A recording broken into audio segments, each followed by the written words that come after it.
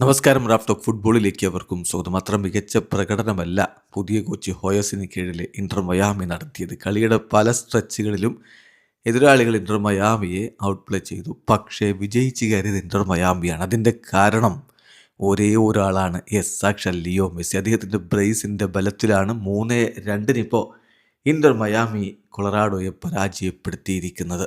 കളിയിലൊരു penalty goal Messi നേടി. കൂടാതെ 79ാമത്തെ മിനിറ്റിൽ മനോഹരമായ നീക്കത്തിനൊടുവിൽ ഡിഫൻഡർമാർ പെനാൽറ്റി ബോക്സിൽ നിറഞ്ഞു നിൽക്കുമ്പോൾ അവർക്കിടയിലൂടെ പന്ത് വലയിലേക്ക് കൃത്യമായി ലക്ഷ്യത്തിലേക്ക് എത്തിച്ച മെസ്സി മാജിക് ഒരിക്കൽ കൂടി ആവർത്തിച്ച ഗോൾ.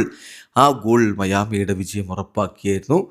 മെസ്സിയെ കൂടാതെ ജർമ്മൻ ബ്രേറ്റയുമാണ് ഇന്റർ മയാമിക്കായിട്ട് ഗോൾ നേടിയത്. മറുഭാഗത്ത് നവാരോയും യാപ്പിയുമാണ് കൊളറാഡോയുടെ ഗോൾ കണ്ടെത്തിയത്.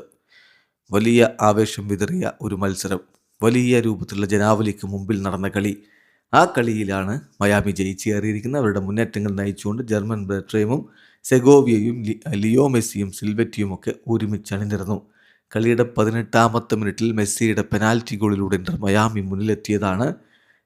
പിന്നാലെ ആദ്യ പകുതിയുടെ അവസാന ഘട്ടത്തിൽ ബെർട്രേമിൻ്റെ ഗോൾ കൂടി വന്നപ്പോൾ 2-0 ലീഡുണ്ടായിരുന്നു. എന്നാൽ രണ്ടാം പകുതിയിൽ കൊളറാഡോ തിരിച്ചടിച്ചു. 58ാമത്തെ മിനിറ്റിൽ നവാരോയും 62ാമത്തെ മിനിറ്റിൽ യാപ്പിയും ഗോളടിച്ചതോടുകൂടി മത്സരം മയാമി കൈവിടുന്നു എന്ന തോന്നലുണ്ടാക്കി. എന്ന കളിയുടെ 79ാമത്തെ മിനിറ്റിൽ മെസ്സിയുടെ നമ്മൾ നേരത്തെ പറഞ്ഞ മനോഹരമായ നീക്കത്തിനൊടുവിൽ വന്ന ഗോളോടുകൂടി മയാമി വിജയിച്ച് കയറുകയായിരുന്നു. 3-2 വിജയമാണ്. ഹവിയർ മഷറാനോ സ്റ്റെപ്പ് ഡൗൺ ചെയ്തതിന് ശേഷമുള്ള ആദ്യ കളിയിൽ തന്നെ വിജയിക്കാൻ കഴിഞ്ഞിരിക്കുന്നു. മയാമിക്ക് പ്രതീക്ഷ കൈവരുന്നു. വീഡിയോ അവസാനിക്കുന്ന ഫുട്ബോൾ ലോകത്തെ കൂടുതൽ വിശേഷങ്ങളുമായി റാഫ് ടോക്സ് വീണ്ടും എത്താം.